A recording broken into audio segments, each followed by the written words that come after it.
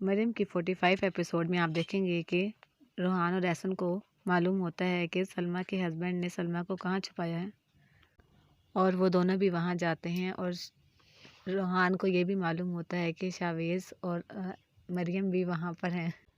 Chavez और मरियम उस farm पर पहुँचते हैं और शावेज़ मरियम से कहता है कि हमें सुबह होने का इंतज़ार करना होगा। उस फार्म के अंदर जाने के लिए जैसे सुबह होती है तो शावेज़ कहता है कि मैं फार्म के अंदर जाऊंगा और तुम गाड़ी में ही मेरा भी इंतज़ार करो। शावेज़ फार्म के अंदर जाता है और रोहान सलमा के हस्बैंड को फ़ोन करके कहता है कि वो फार्म से कहीं और शिफ्ट हो जाए। शावेज़ को उस फार्म का पता लग गया है और वो वहाँ पर आ रहे हैं। शावेज़ फार्म के अंदर जाता है तो उसको वहाँ पर सलमा का बेटा नज़र आता है। शावेज़ सलमा के बेटे से कहता है कि जब तक मैं तुम्हारी अम्मी को नहीं ढूंढता तो मेरा यहीं पे इंतज़ार करना और कहीं नहीं जाना। शावेज़ जब दूसरे कमरे में सलमा को देखने के लिए जाता है तो सलमा का हस्बैंड पीछे से शावेज़ के सर पे वार कर देता है और अपने बच्चे और सलमा को वहाँ से लेकर वैन में बिठाता है और कहीं दूसरी जगह पर शिफ्ट कर देता है, शिफ्ट करने के लिए ले जाता है। वो सलमा और अपने बच्चे को गाड़ी में बिठाकर ले जाता है। इतने में शावेज़ को होश आ जाता है तो वो वैन के पीछे भागता है और उसके पीछा करने लग जाता है। तभी बतूल, फिरोज़ और मरियम भी वहाँ पर आ जाते हैं।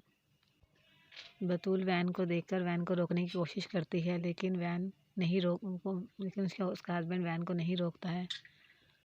महविश अपने भाई से पूछती है कि उसे कैसे मालूम हुआ कि हमारे डैड को किसी ने कत्ल किया है।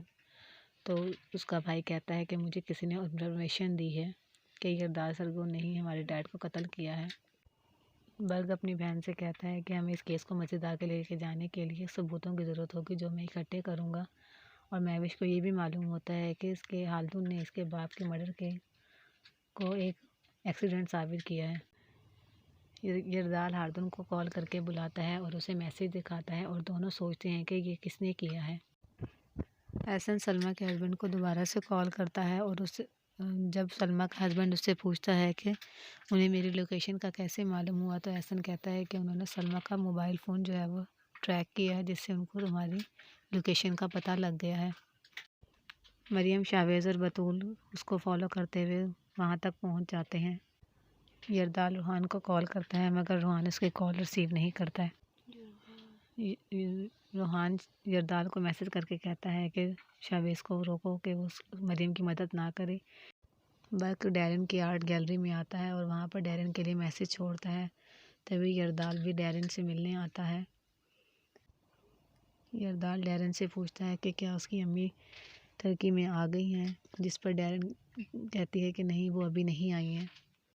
यरदाल और डैरेन उस मैसेज को देखते हैं और परेशान हो जाते हैं, जिसके बाद यरदाल वहाँ से टेंशन में चला जाता है।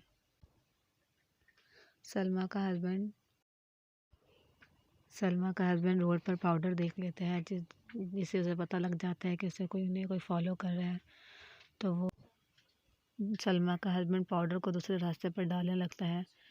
तभी फिरोज़, मरियम और बतूल वहाँ पर आ जाते हैं और वहाँ उन्हें सलमा के बेटे का खिलौना मिल जाता है और वो उस रास्ते पर चल पड़ते हैं।